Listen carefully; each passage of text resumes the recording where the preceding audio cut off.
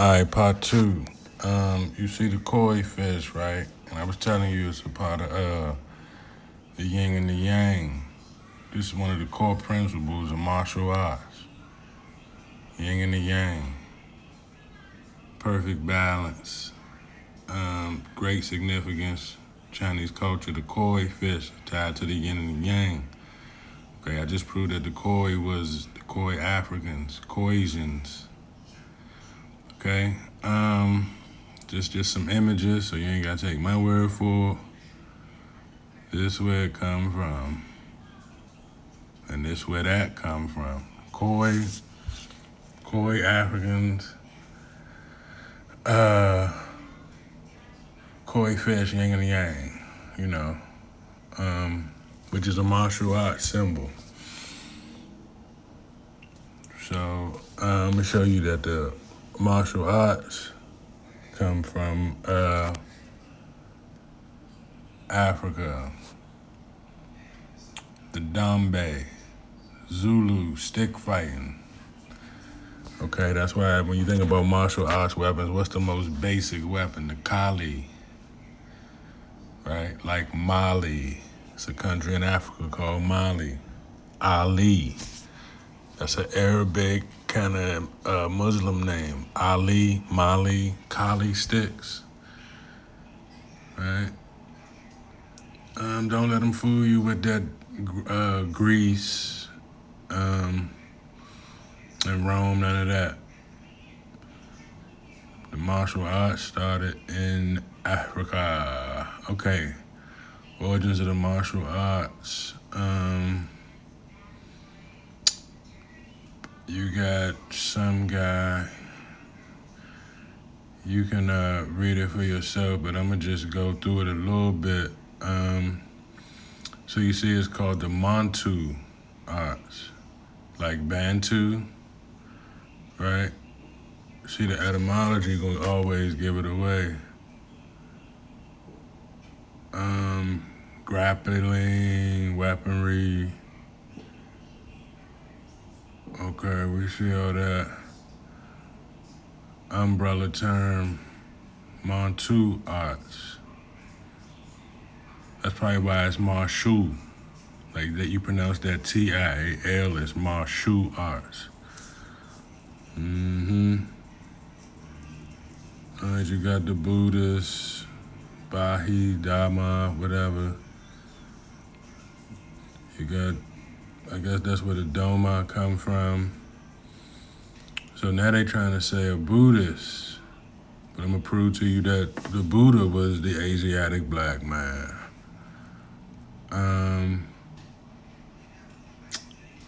You can read it for yourself, but I'm gonna break it all down, and you see you got some more books. I just ain't gonna talk your head off and read all through it, but you see on the side, you might not understand what the Naga is. It's the Kundalini, but we're gonna break that down. It's a place in Africa called Niger. You know, Negro means black in Spanish. Ja means God, Ninja, Niga, you know. Somebody else asks, where do the martial arts come from? But the Dambe is the origins of it. I'm gonna show you what Dambe look like. Shout out to whoever this YouTuber right here was My name is Amin. Dambe Warriors on YouTube. Shout out him. Go check it out. I ain't gonna really Originally a pastime sport put up among this the whole Buddhists, content, but I just and wanted y'all over to time, see what it looked Ghanaians like. to peasants Make it and real, farmers would real. gather Fuck to with watch for pictures and all entertainment. that. We desire that the Nigerian culture is viewed and accepted worldwide. So this is where the idea of hitting and not getting hit. Because if you get hit with one of them calves, you can forget about it. That's why they wrap it up like that. Check out my channel, you As dig? observed, That's some of each the fight latest house uploads. competes with one another to Okay, but the African martial arts organs across the Africa continent might as well be documented those from ancient Greece and China. So now they saying that if it did originate in China, they saying martial arts in Africa go back same time. But this is what I was trying to show you. The Tatib, that was the first martial arts. It was Egyptian, 5,000 years ago.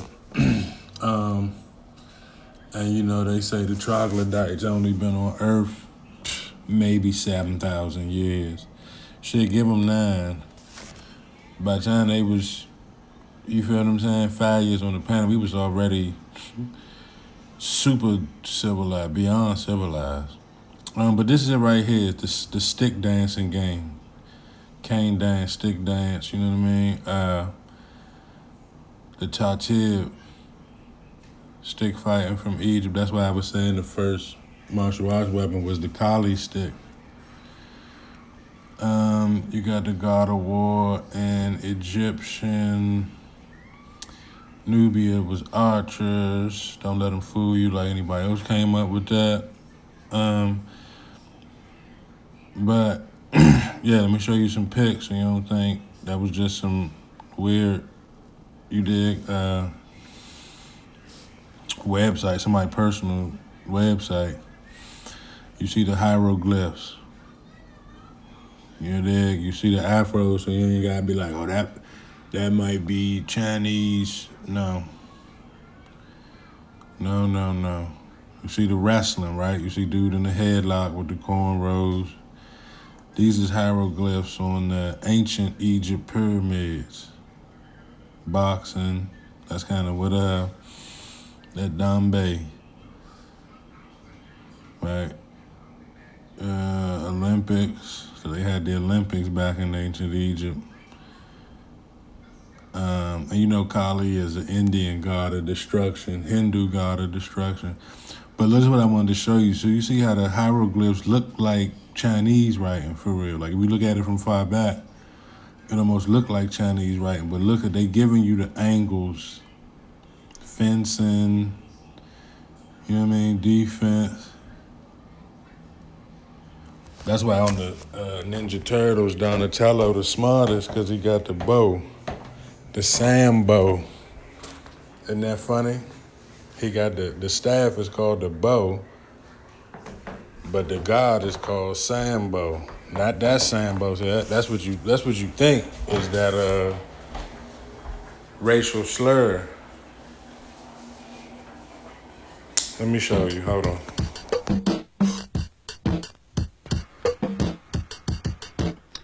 The art, science, music, literature, drama, the whole culture, particularly the religion of all the people of Asia can be traced directly to the Africans of Asia. India, Japan, China, just to name a few. Even Afro-American history can be traced directly to the Africans of Asia. I know it sounds strange to you, but the world owes a debt to the Africans of Asia. In the following presentation, you'll find out exactly why. Just give me a few seconds.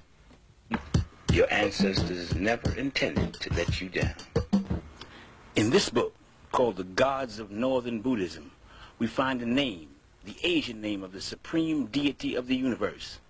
His name is Sambho. They say when nothing else was, Sambho was the name of the God of the universe to the people of Asia.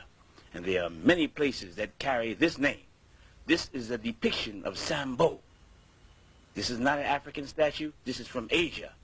And many places in Asia are called Sambho Judasia, the land of the descendants of Sambho. Various spellings of the word and the name Sambho can be found throughout Asia. Nagas, the divine people of Buddhism. This is a 2nd century depiction of Gautama the Buddha being given his first bath by the divine people of Buddhism called Nagas, a tribe in Asia called Nagas, the divine people of all the people of Asia, symbolized throughout Asia by the serpent or the dragon. That is their symbol. The Naga means serpent or dragon, the snake. found at the entrance of every temple, the Naga, on the roads, on the hills, in the caves, the symbol of the Asiatic black man, the tribe called the Nagas, the divine people. There are cities also throughout Asia that carries this particular name, Naga. It can be seen at all ceremonies dealing with worship of God. From the Nile Valley to the Indus Valley, on tombstones, a symbol of immortality because of the serpent's ability to change his skin is a sign of never dying, and is used throughout the planet Earth, North, South America, Egypt, Asia, Africa, throughout the world. It's the symbol of life after death, the Naga, the serpent. In all ancient cultures, in all ancient religions, the serpent is the symbol, the Naga, the symbol of divinity, of God. The original inhabitants of Southeast Asia was called the Mons, an African tribe. In order to confirm what these people look like, you have to go to the archaeological finds from Davarati, a French archaeological research finding confirming the original inhabitants. There's no depictions preceding these of the original inhabitants of Southeast Asia, the people, the descendants of Sambho, the Asiatic black man. The 7 serpents, or 7 rays of the Nagas surrounding his head, represent the cosmic forces that afford him protection. He is a divine representation of cosmic forces, and those 7 serpents represent his divine mission. He does not come of his own. He's a manifestation of the cosmos. The serpents, or the Naga, represent cosmic forces which is at his command, which represent him as a divinity. He is the manifestation of the universe. That is the symbol of those serpents you see surrounding his head. In essence, the 7 serpents are cosmological, dealing with astrology, astrological representations of those forces of the cosmos that he represents.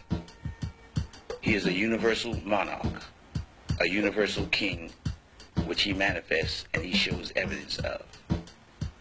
The black man of Asia, the original inhabitants of Asia.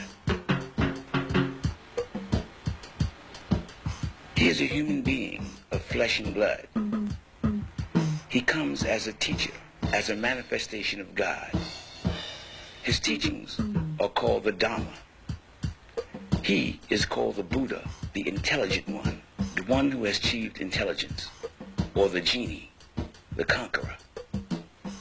He comes to explain the laws of the universe. He comes to confirm that there is, in fact, life after death.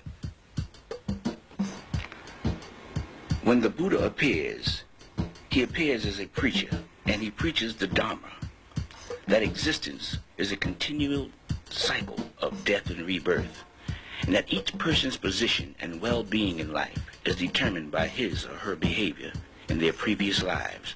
For example, good deeds may lead to rebirth as a wise and wealthy person or as a being in heaven, and a person's evil deed could lead to rebirth as a poor and sickly person, or even rebirth in hell. He preaches that you reap what you sow. A Buddha also teaches that it's possible to break out of this cycle and gain a kind of perfect peace and happiness by practicing righteousness. They are manifestations of God. According to their prophecies, they promise to prove and make manifest through a Buddha or a Jina life after death before the end of this century. How can you teach a people to know God if he himself does not know God? If you try teaching a Christian that God is also a human being, or manifests himself in the form of a human being, or makes himself known through a human being, they will say that you're crazy, that you don't believe in God. Meanwhile, they admit that he is a mystery God who is unknown. They teach not to make any likenesses of him, yet they adorn their walls and churches with pictures, images, statues like human beings. They also say he is a spirit that cannot be seen. They cannot see him, yet they believe in him. In order to remove all doubt, the Buddha, the enlightened one, the intelligent one, the genie, the conqueror, decided to make manifest to the world irrefutable evidence. They wanted to prove to a people in the future the manifestation of God, that God manifests himself through human beings, through men. Now, prophecy is irrefutable. A prophecy is a written confirmation of what will happen at a future date. These people, the black people of Asia, predicted or prophesied what they would do 2,500 years into the future. The prophecy states that he would send something from the past and join it with something from the future, something from the material world and join it with something from the spiritual world. The union of both the past and the future worlds and the spiritual and the material worlds would be contained in the revelation of a secret mystic diagram called the Mandela of two parts. This is a depiction of the future Buddha who would make this manifest at a point before the end of this century. Now, the scriptures of the world have all prophesied at the end of the age, which we are now entering, the age of Aquarius, we shall see the revelation of that which is secret and the emergence into the light of day of that which has hitherto been concealed and veiled. This, our present age, is that time, the end of the cycle, the beginning of the new age. This book by Ivan van Sertima raises the question of the African presence in early Asia. How did they get to Asia? This is the future Buddha. How did they get to Asia? They were called the Mons. And the wind and the rain in Asia is called the monsoon. This is the key to how they got to Asia.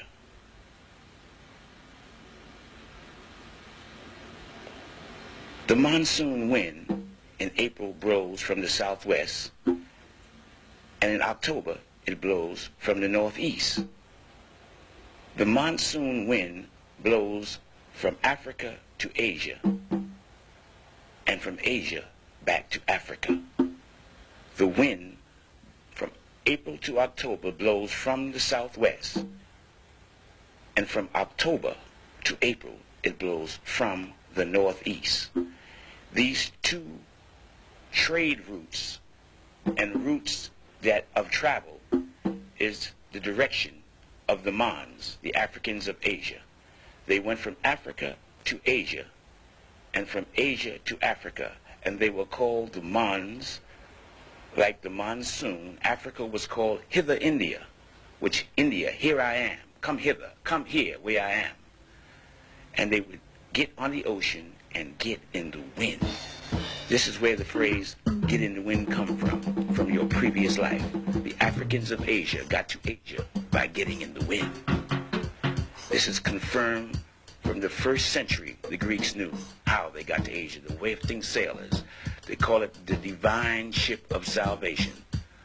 The Mons, when they would arrive in Asia and when they would leave Asia. The Japanese badge of nobility is called a Mon. The monsoon, the monastery, Mani, is identified with the black man of Asia. And the largest statues on the planet Earth located in Asia are depictions of the Buddha, the black man, the Jinnah. His hair confirms who he is.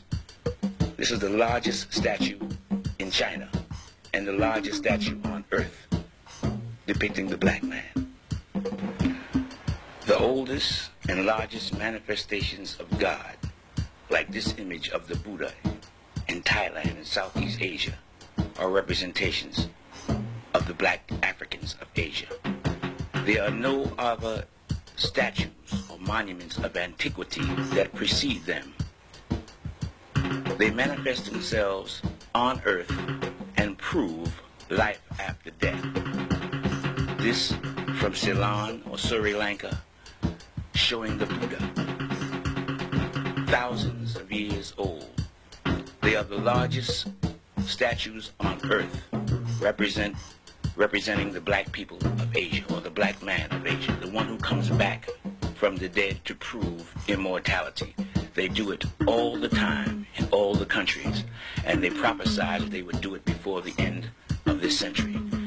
This is the largest statue in Sri Lanka, the largest statue in China, the largest statue in India, the largest monolithic statue on earth, the genie, the one who do it all the time in all the countries, and they prophesied that they would do it before the end of this century. This is the largest statue in Sri Lanka, the largest statue in China, the largest statue in India, the largest monolithic statue on earth, the genie, the one who comes back from the dead, carved in solid rock 70 feet high. Solid rock 70 feet high. The largest monolithic statue on earth is the black man, and it is not in Africa, but it is in Asia.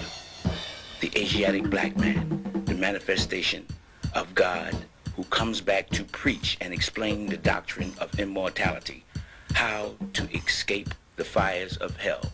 That is his sole purpose. To attack him is to attack the cosmic forces of God. He sits in Western style because he will be born in the West. The people who he will be born among are called the Nagas. This is the future Buddha, the one who is to come.